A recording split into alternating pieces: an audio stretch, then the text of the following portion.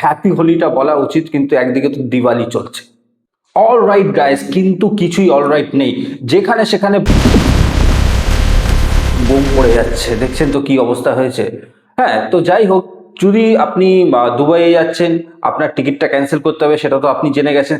আর যদি দোহাতে যাচ্ছেন, মানে সম্পূর্ণভাবে যদি আপনারা মিডিল ইস্টে যেতে চাইছেন, যেতে পারবেন না। সব ফ্লাইট বন্ধ হয়ে গেছে, যারা মিডিল ইস্টে রয়েছে তাদেরও ফ্লাইট বন্ধ, তারা আসতে পারছে না বাড়িতে। এই কারণটা কি অনেকে হয়তো জানে না যে কি ঘটনা ঘটছে, তাই এই ভিডিওটা দেখতে থাকুন, তাহলে বুঝতে পারবেন যে কি ঘটনাটা ঘটছে। মিডিল ইস্টের সাধারণ মানুষ হোক বা কোনো আর্মি পার্সন, মিলিটারির সাথে যুক্ত পার্সন, কেউ এখন সেফ নেই। কেউ না নিজেকে সেফ ভাবতে পারছে না। যখন তখন যেখান সেখান থেকে মিসাইল পড়ে যাচ্ছে, বোম ফাটছে। ইভেন দুবাই এরকম একটা সেফটি শহর, যার ব্যাপারে কোনোদিন আমরা ভাবতেও পারিনি, দুবাইতে বোম পড়ছে। এইটার কারণটা হচ্ছে, একদিকে আপনারা জানতে পারছেন যে ইসরায়েল অ্যাটাক করেছিল 150, মানে মোর দেন 150 জন বাচ্চারা মারা গেছে, স্কুলে অ্যাটাক হয়েছিল। তারপর থেকে যা আরম্ভ হয়েছে আপনারা হয়তো জানেন যে ওখানকার যে আয়াতুল্লাহ, ইরানের যে সুপ্রিম লিডার ছিল, তাকে মেরে ফেলা হয়েছে, এরকম খবর চলে এসছে। আমরা এখনো এটা শিওরিটি দিতে পারছি না, বাট ডোনাল্ড ট্রাম্প এটা টুইট করে দিয়েছে যে ইরানের আয়াতুল্লাহ খিমানিকে মেরে দেওয়া হয়েছে। ওখানকার সুপ্রিম লিডার যে 36 বছর ধরে ওখানে শাসন করছিল, ও অনেক মানে সত্যি কথা বলতে ওখানে অনেক গন্ডগোলও চলছিল। গত ফেব্রুয়ারি মান্থে আপনারা যদি দেখেন যে ওদের যে ডলারের প্রাইসটা অনেক বেশি উঠে গেছিল। আমি এখানে স্ক্রিনে দেখিয়ে দেবো, যে এক্স্যাক্ট আমি বলতে পারছি না এই মুহূর্তে, স্ক্রিনে দেখিয়ে দেবো। তো যাই হোক, তো ওই যে অ্যাটাকটা হলো, তারপরে আমেরিকা আরেকদিকে ইসরায়েল, এরা দুজন দেশ মিলে ইরানের উপরে অ্যাটাক করলো। এই অ্যাটাকে অনেক লোকজন মারা গেল, তার মধ্যে ওদের সুপ্রিম লিডারও মারা গেছে, এরকম বলা হচ্ছে। ঠিক আছে, উইকিপিডিয়াতেও দিয়ে দিয়েছে যে মারা গেছে, কিন্তু আমরা এখন এক্স্যাক্ট খবরটা জানি না, কেননা ওই দেশ থেকে কিছু ডিক্লারেশন আমরা এখনো পাচ্ছি না। কিন্তু ওই দেশও রিটালিয়েট করতে ছাড়ছে না, মানে ইরান যার উপরে অ্যাটাক হয়েছে সেও এখন ছাড়ছে না। এবারে চারিদিকে যারা যারা আমেরিকার সাপোর্টে গালফ কান্ট্রিতে রয়েছে, মানে মিডল ইস্টে যেই কান্ট্রিগুলো আমেরিকার সাপোর্টের সাথে রয়েছে, যেমনি স্পেশালি ইউএই, যেখানে দুবাই আছে, তাছাড়া কাতার আছে, কুয়েত আছে, আরব আছে, এই সব কান্ট্রিতে ওরা অ্যাটাক করে যাচ্ছে। স্পেশালি দুবাইকে টার্গেট করেছে। ওয়াই দুবাইকে কেন টার্গেট করলো? এর পেছনে একটা কারণ হচ্ছে যে দুবাই একটা সেফটি জায়গা, ওইখানে যদি ওরা অ্যাটাক করে তাহলে ওখানকার যে মানে সরকার, অ্যাকচুয়ালি ওখানে সুলতান চালাচ্ছে, তো ওই সুলতান বা ওদের যে অ্যাডমিনিস্ট্রেশন, ওরা চিন্তায় পড়ে যাবে। আর ওরা প্রেশার দেবে আমেরিকাকে এই যুদ্ধটা বন্ধ করতে।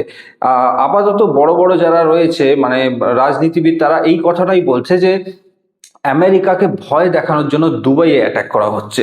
কারণ দুবাইয়ে অ্যাটাক করলে খবরটা আমেরিকায় পৌঁছাচ্ছে, আর আমেরিকা চাইবে না তাদের ব্যবসাটা খারাপ হোক, বিকজ কোথাও না কোথাও দুবাইয়ের সাথে একটা কানেকশন আছে আমেরিকার, আর ইসরায়েলেরও আছে, ইসরায়েলকে সাপোর্ট করে অনেকটা সময়। তাই এই কারণে দুবাইয়ের উপরে অ্যাটাক হচ্ছে। তাছাড়া ওখানে ইন্ডিয়ানসরা আটকে আছে।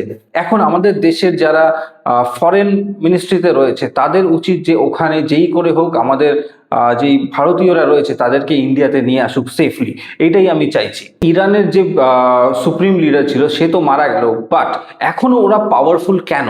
এইটা একটা প্রশ্ন দাঁড়াচ্ছে আপনার মাথায়, যে কেন এখনো অব্দি পাওয়ারফুল রয়েছে। বিকজ এখন ওরা কি করেছে, নিজেদেরকে ডিসেন্ট্রালাইজ করে দিয়েছে। মানে যদি ধরুন আমরা ভাবি যে আমেরিকা গিয়ে যদি ওদের সেন্টারে গিয়ে অ্যাটাক করে দেয় মানে ইরানের, তাহলে হয়তো কাজটা হয়ে যাবে। তো ওরা কি করেছে, নিজেদের যা যা মিসাইল পত্র আছে, ব্যালিস্টিক মিসাইল যা যা আছে, গোলা বারুদ, ওরা এক জায়গায় সেন্টার করেনি, জিনিসটাকে ছড়িয়ে দিয়েছে চারিদিকে।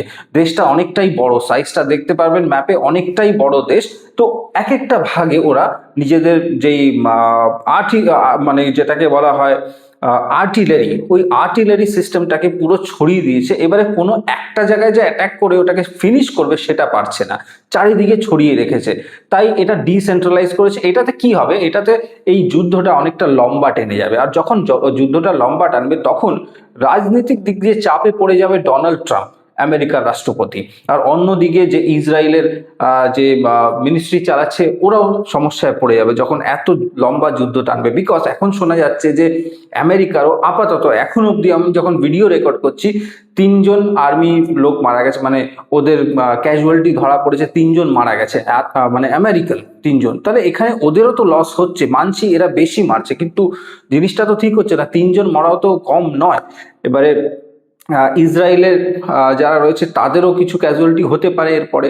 তো আমরা চাই না যে এই যুদ্ধটা এগোক, কারণ এই যুদ্ধটা এগোনোর কারণে আমাদের পেট্রোলের দাম বাড়বে আর আমাদের দেশে তো এফেক্ট পড়বেই সেটার। আর এর মধ্যে খবর চলে এসছে যে যেটা আর কি যেই রাস্তা দিয়ে আমাদের পেট্রোল ক্রুড অয়েলটা আসে ওই রাস্তাটাকে এখন ব্লক করে দিয়েছে। তার মানে কি, ওইখান দিয়ে যেতে দিচ্ছে না, পেট্রোল আসতে দিচ্ছে না। আর যদি পেট্রোল না আসে তাহলে কি হবে জানেন আপনারা? আমাদের দেশের কন্ডিশন খারাপ হয়ে যাবে, বিকজ আমাদের নিজস্ব যেই পেট্রোল স্টক আছে ওটা আসছে কোথার থেকে? ওটা অন্য দেশ থেকে আসছে। আমরা বাইরের থেকে এক্সপোর্ট মানে ইম্পোর্ট করাচ্ছি ক্রুড অয়েল, তারপরে এখানে রিফাইন হয়, কিন্তু ওই জায়গাটাই হবে না, পেট্রোল আসবে না। তো কি হচ্ছে, আমাদের পেট্রোলের দাম রাইজ করে যাবে। আর পুরোপুরি স্টক মার্কেটেও এটার একটা বড় এফেক্ট পড়বে। যারা স্টকে টাকা লাগাচ্ছে তাদেরও বিশাল বড় একটা লস হতে পারে। তো আমি বলবো যে আপনারা সবাই সাবধানে বুঝে সুঝে চলবেন, কারণ হচ্ছে আগামীকাল কি হতে পারে আমরা বলতে পারছি না। তো যাই হোক, হ্যাপি হোলিটা বলা উচিত, কিন্তু একদিকে তো দিওয়ালি চলছে। ধন্যবাদ।